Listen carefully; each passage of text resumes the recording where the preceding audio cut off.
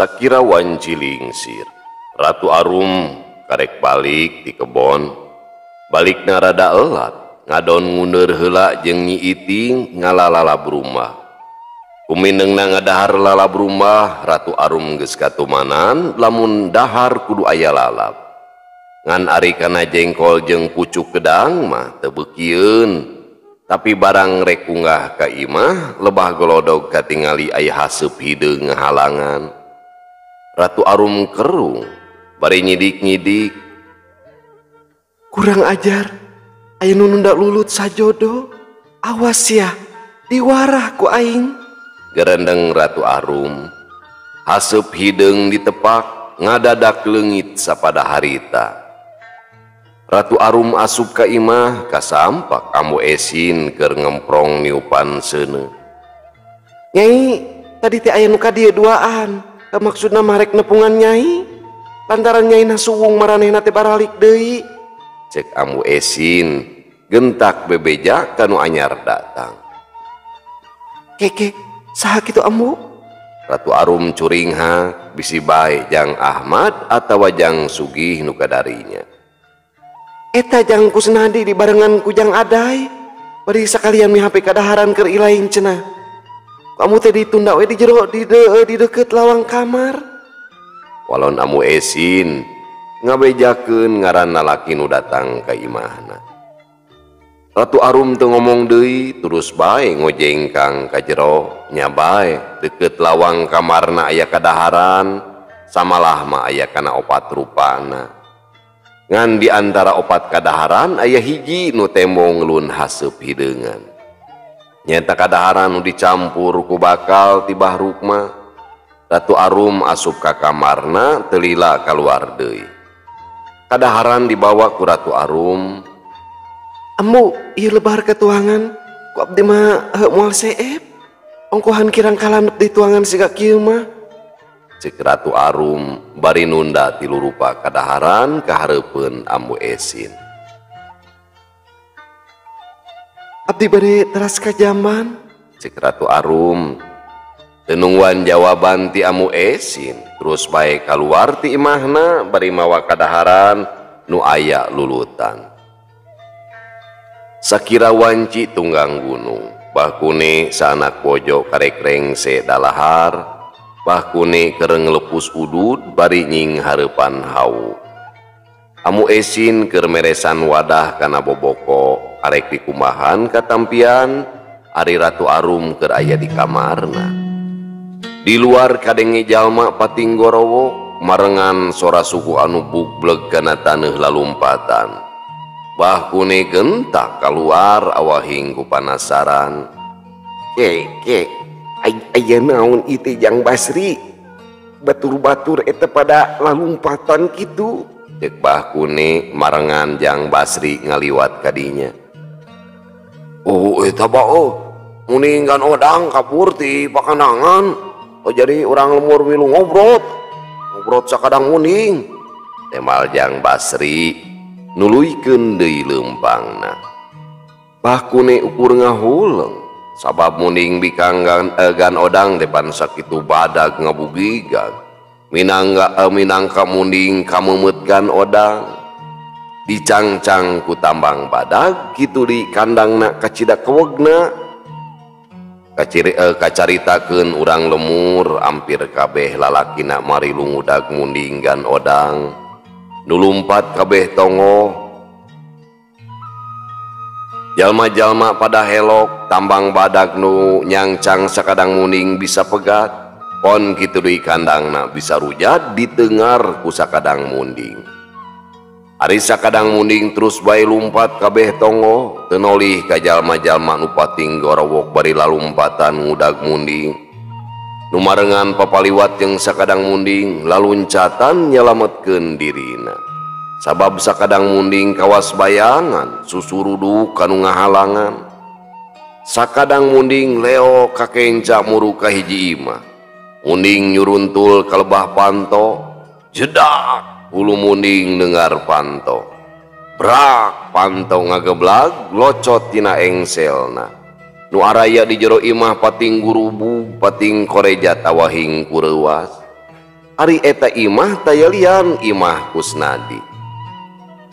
Sakadang munding muru ka Kusnadi, huluna ngagadilan nyurung-nyurung awak Kusnadi.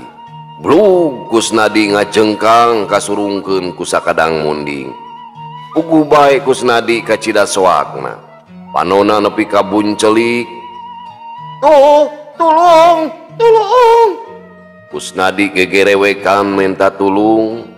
Si Aday nu kabeneran aya di dinya. Gentak nyamperkeun ka sakadang munding nu maksudna arek nulungan Kusnadi nu keur digadilan ku sakadang munding. Jebrod teu kanyahoan suku munding noker nenggel pisan kana pingping si Aday. Allah, si Aday ngagero bari terus ngarumpuyuk, pingpingna asap pejah ditoker ku munding edan. Ari Mang Ijan bapana Kusnadi ukuran pangreumpeng teu puguh rampa. Hatena perang sabil antara watir ka anakna jeung sieun ku sakadang munding. Nu antuk nama ukur ngajengjen badis arca. Panona buncelik bari awakna ngayek-yek sawan kuya. Kusnadi nu keur digadilan ku sakadang munding. Ngorejat hudang, berengbeng lumpat keluar ti imahna. Durug-dug munding ngudag ka Kusnadi. Jalma-jalma nu geus nepi kaburuan imah Kusnadi langsung buriak laluncatan sieun kasuruduk ku munding bayangan. Tolong! Kusnadi cocorowokan minta tulung bari terus lumpat. Ari sakadang munding terus baik ngudag ka Kusnadi. Jalma-jalma meh bareng lalumpatan deui ngobrot sakadang munding bari pating gorowok. Blug Kusnadi labuh awakna tisusud kana taneuh. Sakadang munding terus bae nyurung-nyurung awak Kusnadi bari ngagadilan. Jalma-jalma nu ngalobrot munding pating rarengkok nenyokeun kalakuan sakadang munding. Tapi taya hiji ge jalma nu wani ngadeuketan. Korejat Kusnadi ngorejat hudang deui, berengbeng Kusnadi lumpat teu sirikna sagala dirumpak. Beretek sakadang munding ngapecir tarik ngudag deui ka Kusnadi. Biur deui jalma-jalma lalumpatan ngudag ka sakadang munding. Kusnadi lumpatna kebat ka sawah, manehna ngarandeg heula. Sabab galengan sawah kacida leutikna, lamun disorang bari lumpat geus tangtu manehna bakal tikujubat. Tapi Kusnadi teu boga deui pamilih, manehna nekat lumpat deui kana galengan sawah. Sakadang munding terus bae nyuruntul. Kangaranan sato teu boga akal. Barang ningali Kusnadi lumpat kana galengan sawah teh, sakadang munding heuh oge lumpat beuki tarik. Nu balukarna awak Kusnadi kateungar ku munding. Koleang gujubar Kusnadi ngagujubar kana sawah. Pon kitu deui sakadang munding awakna anu ngabugigag ngagubrag kana sawah meneran pisan ninggang kana awak Kusnadi. Kusnadi ukur ngagerung teu wasa ngagero lantaran awakna katinihan ku sakadang munding. Rob jalma-jalma ngagarimbung. Sawareh laluncatan ka sawah bari marawat tali. Sakadang munding pada nyekelan ku sabubuhan jalma. Reketek beheungna di talian aya kana 2 lapisna. Sakadang munding pada ngagusur pada metot ku sararea. Nu akhirna mah awak munding bisa hojah ngajurung kunung hudang. Aya 2 jalma muru kalebah Kusnadi, awakna gentak dibetot tina jero leutak. Tetela Kusnadi geus teu eling di bumi alam. Alatan ripuh balas lumpat sarta ngarasa baluas. Katamah katinihan ku sakadang munding nu sakitu gedena. Samangsa ningali awak Kusnadi pada ngagotong di bawah ka lemur teh, sakadang munding babadug jeung totojer kawas nu hayang milu. Tapi sakadang munding teu bisa hojah sabab awakna pada nalikung ku sabubuhan jalma.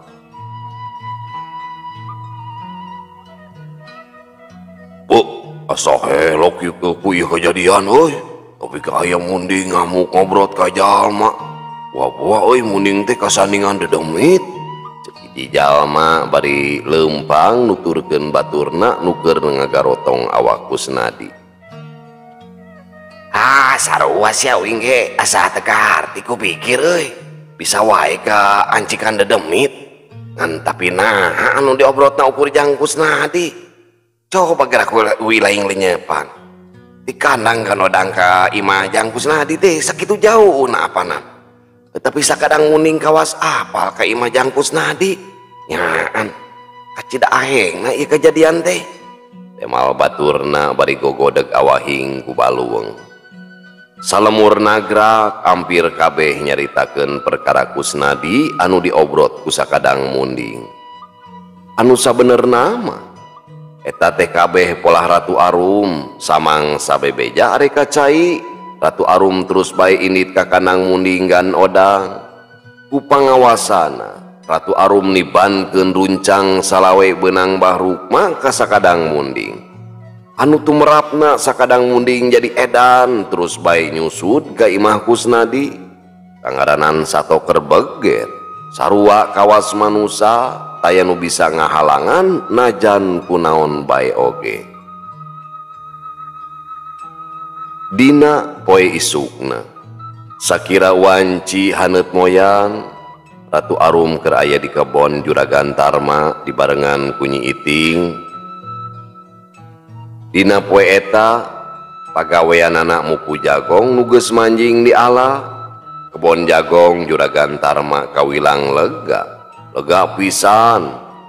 Mupu Jagong moal rengse ku 5 poe. Kebon Jagong Juragan Tarma ngawates jeung reuma kabeh tongohna gunung leutik nu kekep ku tatangkalan. Jagong keur meujeuhna amis susuganan bae aya urut manuk ekek lain kitu nya. Jagong keur meujeuhna amis susuganan bae aya urut manuk ekek. Ngara bisa kabawa ka imah di anggap Jagong peperetna. Cek Nyi Iting jongjon mitesan Jagong sok ditunda dina karinjang. Nah kumaha Iting lamun urut ekek gitu? Cek Ratu Arum ngarasa penasaran. Ilaing mah bodoh teh dikukut mimi. Lamun urut ekek tang teu moal payu meureunam. Lantaran si Ki Jagong lage beh tengahna areueuhan. Urut di hakanan ku ekek. Bisa dibawa ke imah maksudnya? Ratu Arum tuh manya deui. Ya heueuh mimi. Urut ekek mah da moal bisa moal bisa dibawa, moal bisa kapake. Nya dibagikeun we ka pagawe. Temal Nyi Iting ngareret ka Ratu Arum nu keur ngahuleung. Kunaon ilaing teh ngahuleung mimi? Cek Nyi Iting deui eureun heula tina Mupu Jagongna. Uing arek meuleum heula Jagong urut ekek. Cek Ratu Arum bari ngajewang karinjang anu dieusi ku Jagong. Meuleum Jagong sok aya wae laing mah mimi. Barina oge sakieu aralusna pan teu mungkin aya urut ekek sia teh. Urut ekek mah tina cangkangna geus kaciri bala rocok. Panon Nyi Iting teu sirikna molotot ka Ratu Arum. Mata ilaing mah bolor sia teh Iting. Teh nyota ieu Jagong ge kabeh urut ekek deuleun. Polon Ratu Arum bari nunjuk kana karinjang wadah Jagong. Panon Nyi Iting tangka bunceli.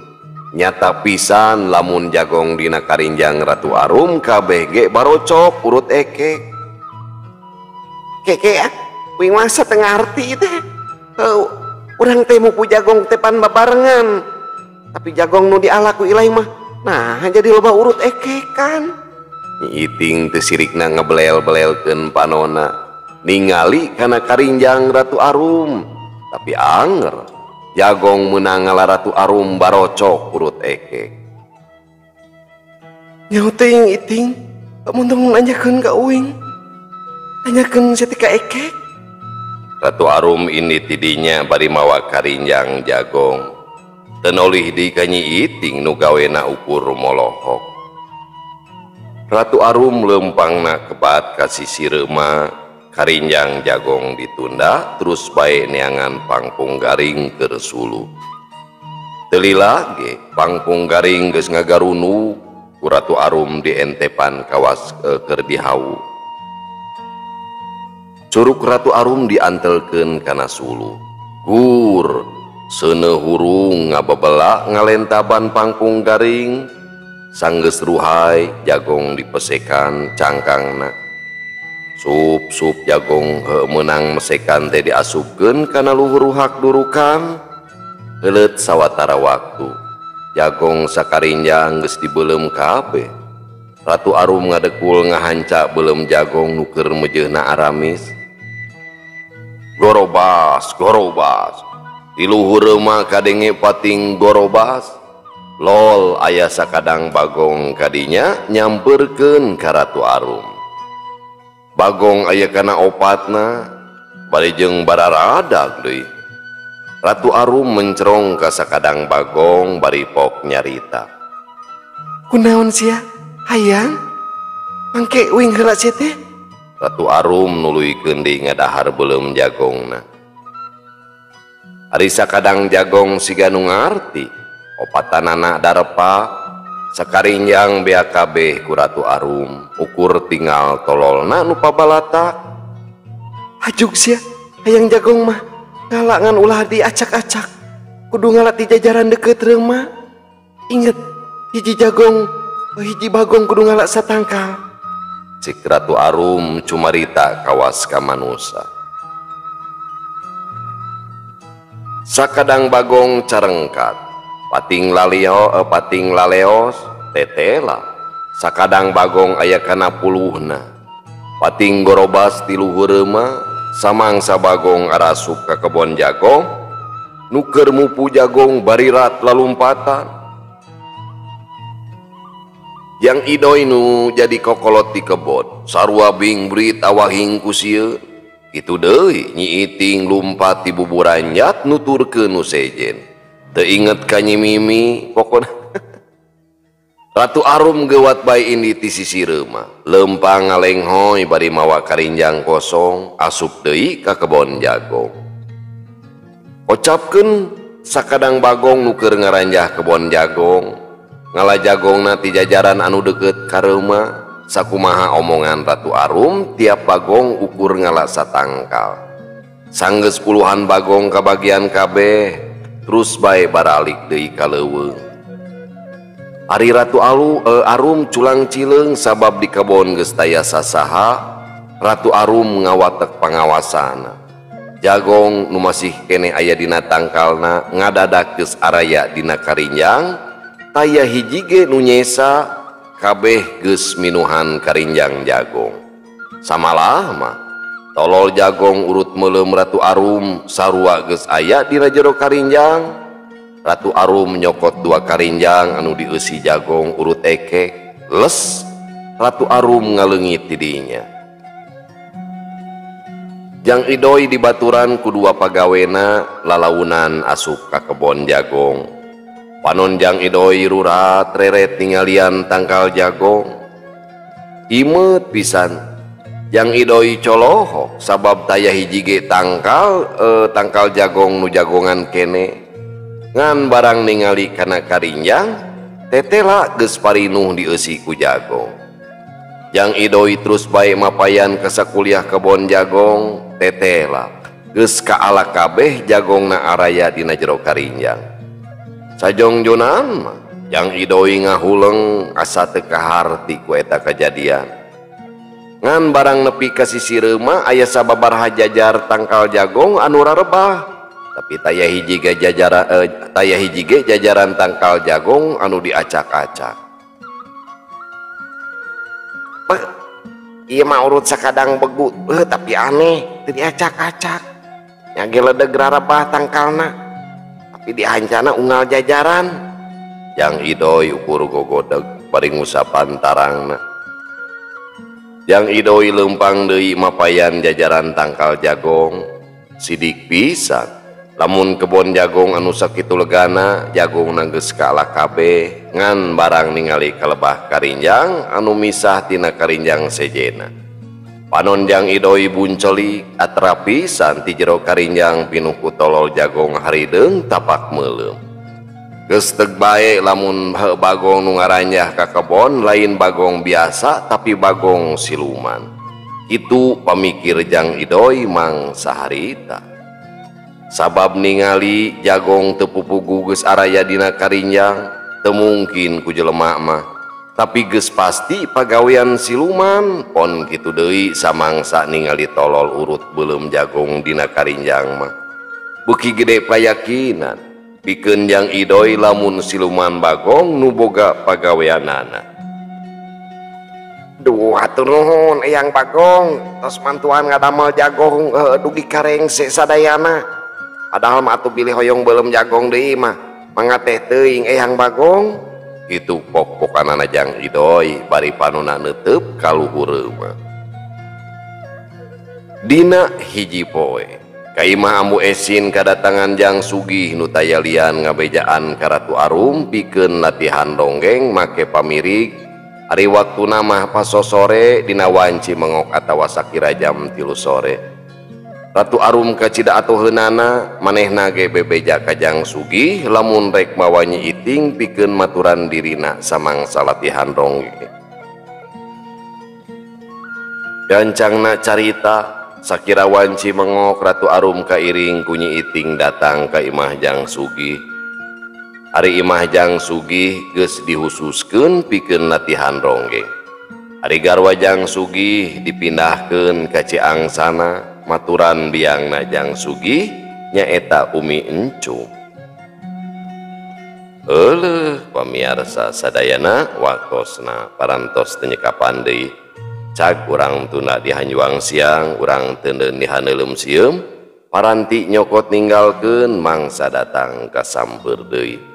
Wallahu muwaffiq ila aqwamit thoriq. Wassalamualaikum warahmatullahi wabarakatuh.